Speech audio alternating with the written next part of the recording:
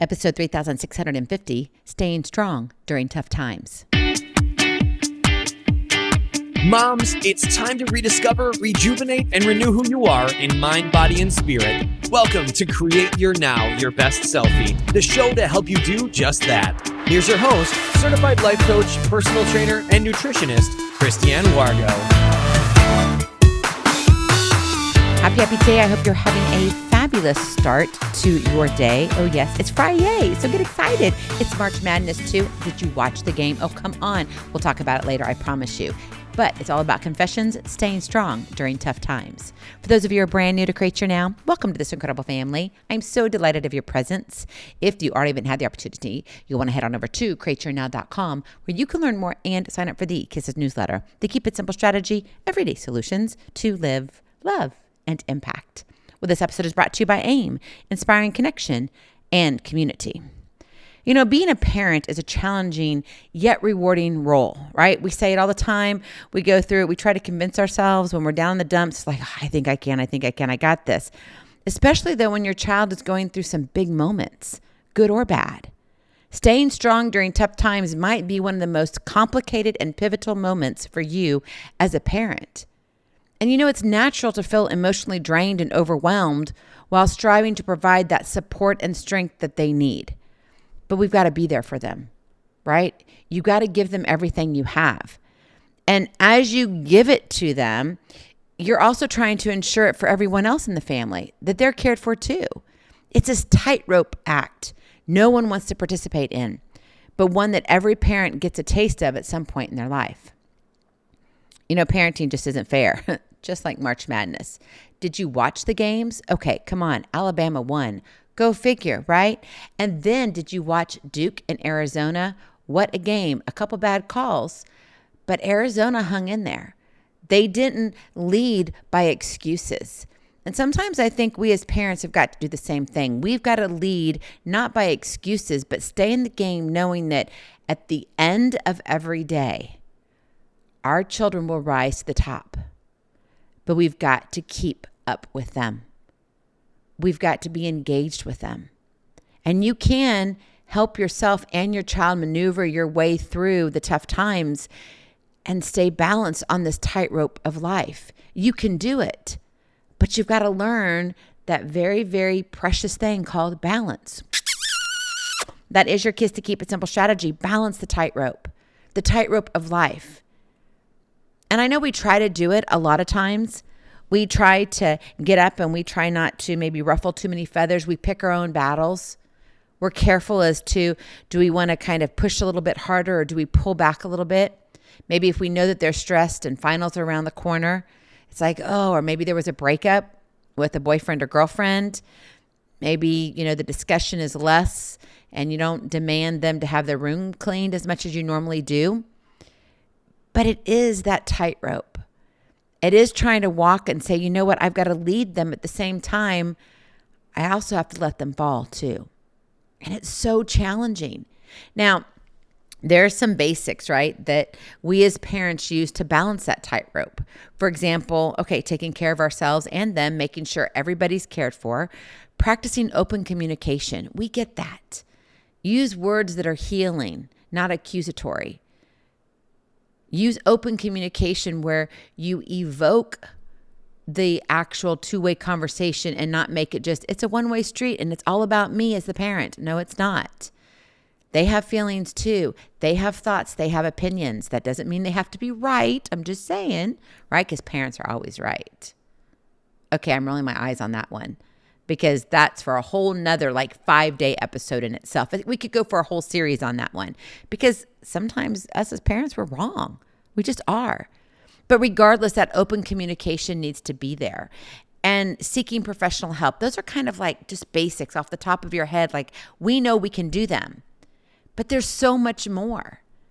There's so much more to it than going and just saying, okay, well, you know what? Let's just sit down and let's be calm. Let's drown out all the noise and let's talk about what really needs to be talked about. Okay, that sounds great. But how's that working every single time it happens? If it's a heated, very I would call it kind of like you're beating your heads against each other. And you've had this conversation before and it's like the 100th time. And you're sitting down there going, I'm going to reason with a teenager. Really? Have you reasoned with a toddler? How'd that go for you? Reasoning with a teenager? It's about equal to reasoning with a toddler. Their minds are not where our minds are as parents. That's why we're to parent. We're not supposed to be their best friend. And that's a hard thing. That's that fine line. My grandson, it's so adorable. He comes up and says, Grandma, you're my best friend. And my response to him, I love that he says that. I don't know where he's getting it. I think it's very sweet and it's very endearing. But my response back to him is saying, well, thanks, sweetheart. I said, you know what? You are my grandson. And I said, that's the best thing ever. I don't want him to know that we have to be best friends to do something. It's not about being best friends because grandma's going to do some things and say some things that he's probably not going to like. And neither will his sister because they're going to be like, but I want to be right, Grandma. Of course, Grandma's always right? We know that. But seriously, it's one of those things where you just have to sit there and say, it's not about being best friend. I am here to help mold you and shape you into who God wants you to become, not who I think you should become, who God wants you to become. And so that means there's going to be times where Grandma says no, and no means no. There's no ifs, ands, or buts about it. It's going to be a no. But see, if we sit here and kind of dance around and say, oh, but I'm your best friend and all of this, well, you know what? Our best friends can be our fair-weathered friends. And those best friends don't always tell us the truth. See, Grandma's always going to tell the truth. Moms need to always tell the truth. Dads, you too. And if I can get on my soapbox here for a moment, I do believe that we parent, not all of us, I'm not putting us all in a box on my soapbox, but a lot of us do parent from the aspect of, oh, we got to be each other's best friend. Let's go hang out. Let's go get our mani-pedis. Let's go get our hair done. I'm okay with that. If your budget can handle that and you enjoy that, go for it. You want to go trips around the world and all of that, that's fine. That's dandy. But are you parenting? Because what happens when you're no longer around to protect your child? Because that is going to happen. Are they going to be able to be strong enough? Or are they leaning on their so-called, air quotes, best friend too much? Sometimes balancing that tightrope is having the hard knocks of life. So what does it look like to balance the tightrope of life? Number one, you've got to practice patience and understanding. Emotions are going to run high during these challenging times. And tensions, they're going to escalate, most likely. There's going to be choice words said, and some of them maybe include 4-letter words. Not love, it's all the other stuff. I'll let you fill in the blank. But we as parents, we've got to practice patience and understanding, both with our children and with ourselves. Recognize that everyone copes differently, and guess what? That's okay. It's okay to experience these range of emotions, to acknowledge the feelings. Just don't live there forever.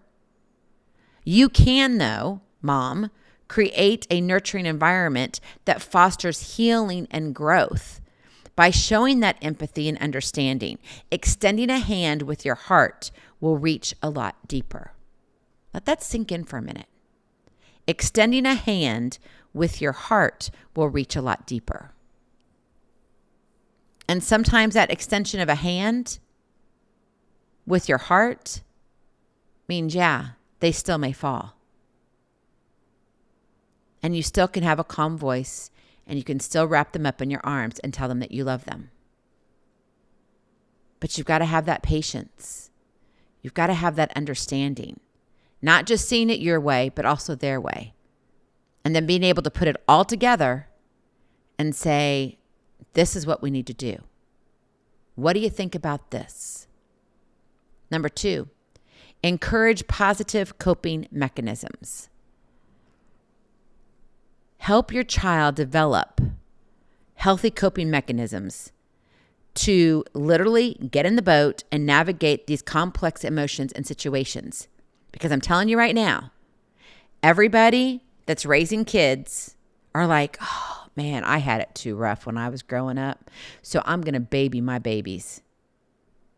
And then you wonder why we're having problems out there in the workforce. Yeah, I'm telling you the truth. And I have hard conversations with my children because some of them are out in the workforce. And I'm like, you better be striving for excellence. And with your employer and the clients that you serve or whoever's in front of you, you better be serving them in the manner that you know best. And if you can't do it, you get someone else who can.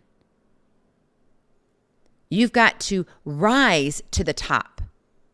Don't sit there and settle for mediocrity. If we keep lowering the ceiling, where do you think our world's going to go? Well, probably down in the ditches, just saying. But if we can literally infiltrate our children and help them say, you know what? Life is not always going to be easy. Guess what? You're not always going to get your way. And there's nothing wrong with that. But there's a way to raise concern, to raise your point. There's a chain of command. You have to understand how things work. Not just, I got to get my own way because I've gotten it my own way my entire life. Mommy gave me everything. That's really doing a disservice to your child. And if you're a young parent or a mama, you don't have to be young, but a young parent as in you have young children, okay? We're not talking about children who are high school and college right now or adults out in the real world. I'm talking about your elementary school, middle school on down. They're still living at home. They require you to pay for everything, do everything. You need to stop giving them everything.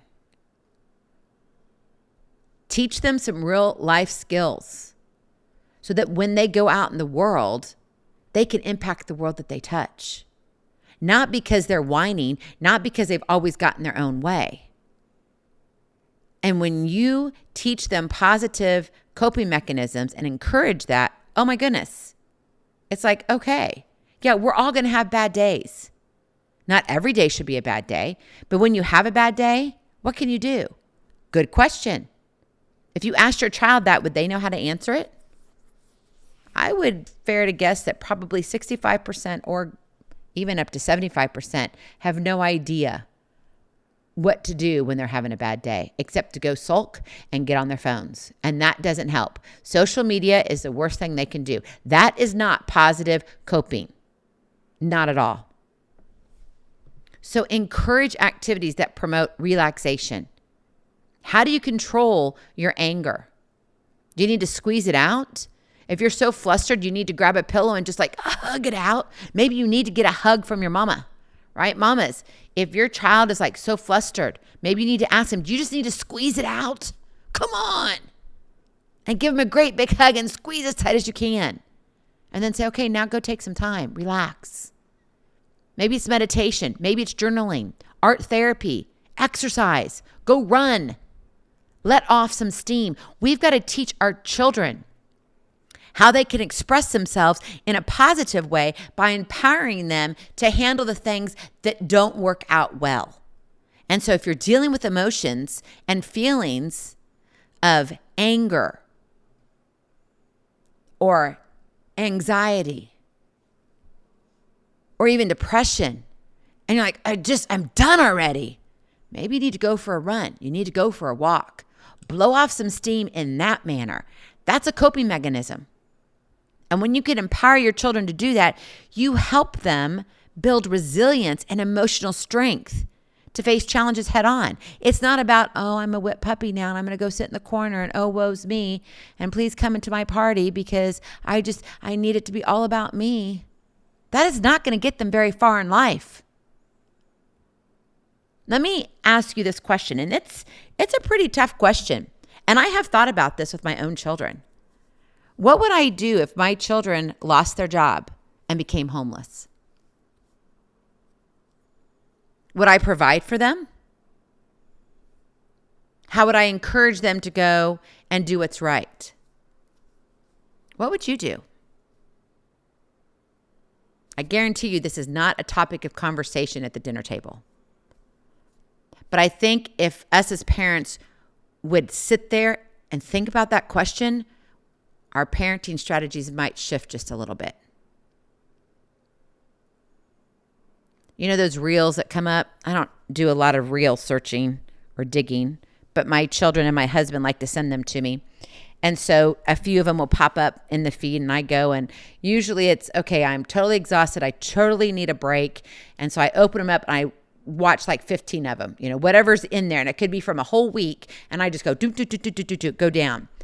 But there's this one reel that's popped up multiple times. And I think there's different versions of it, where you can tell the difference from the kids that are like in the 1980s or 1990s versus like now into the 2000s, definitely in the, 2010 and on up.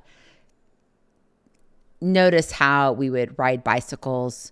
We didn't have seatbelts in the car. We would go out and do, crazy things. We didn't have helmets, not for motorcycles. I'm talking like bicycles and all of this. And I think, are we teaching our kids resilience? And quite frankly, I don't think we are. We want to dish it up easy. We want them to have the fast food of life. But you see here, this is the thing. The fast food of life can only last for so long. It's only viral for so long. And then it goes away. Your children need to be built for resilience to last the rest of their life. Because guess what? Most likely, you won't be here for the rest of their life.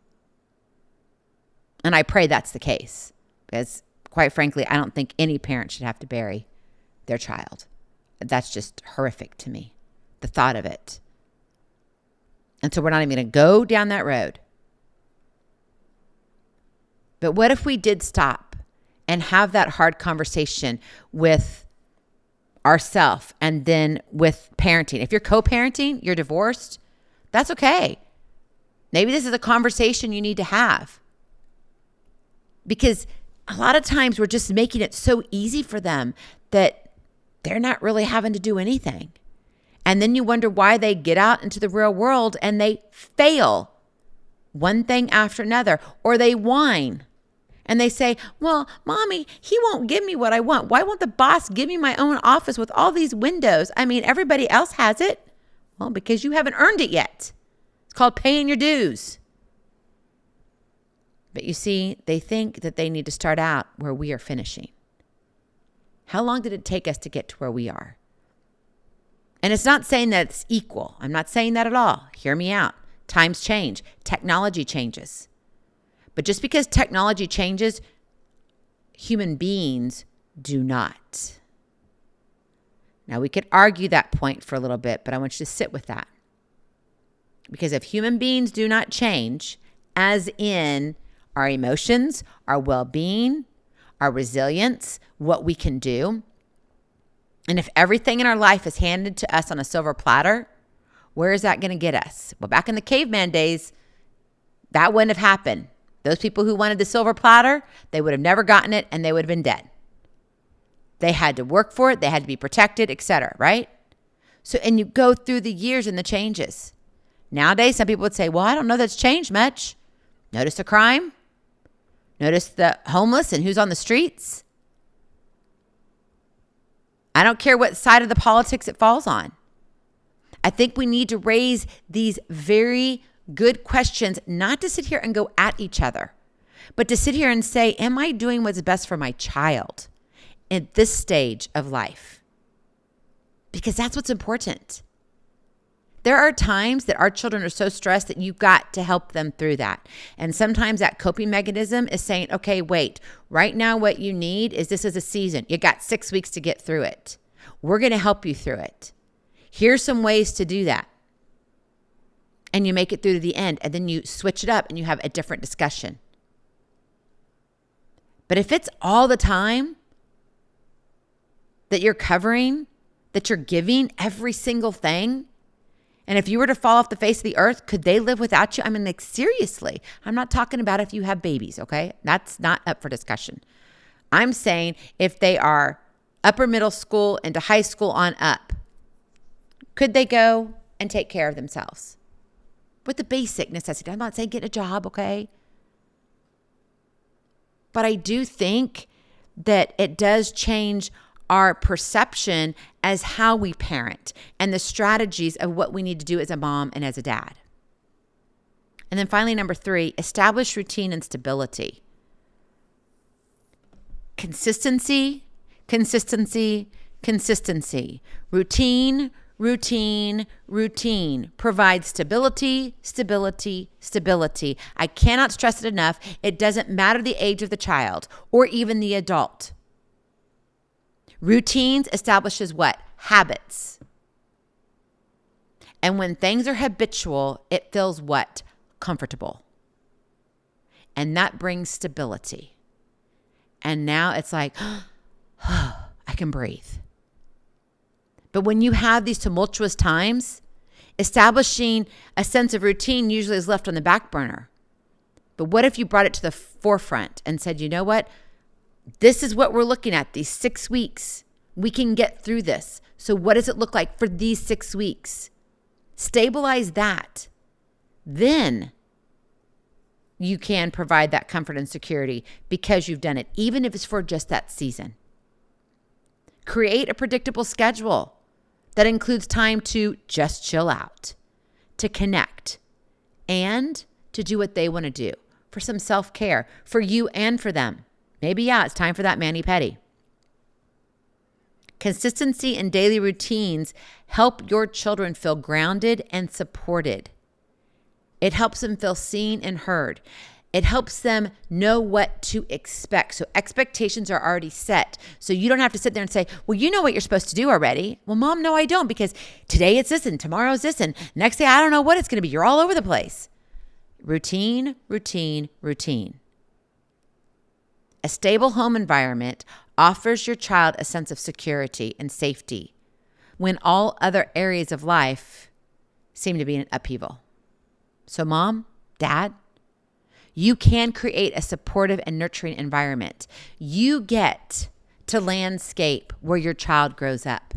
How cool is that? It's spring. Have you looked at your mulch lately? Have you looked at your shrubbery? Maybe you need some new plantings. Maybe you look at your children that way. What's the landscape for their environment? What can you do to bring forth growth and resilience and strength within them? And when you put it all together, that's where the magic happens, empowering you and your child to thrive no matter what they face. Every challenge, is only an opportunity. Go in peace, be present, be incredible, be you. I love you so very much. I cannot wait to see you on the other side. Blessings, hugs, and lots of love. We'll talk to you real soon. Have a glorious, blessed weekend. Bye-bye. Feeling inspired, ready to train for life and love your journey? Visit createyournow.com for more incredible resources to help you along the way. We'll see you next time on Create Your Now, Your Best Selfie. And remember, always be sure you consult your physician before beginning any health and fitness plan.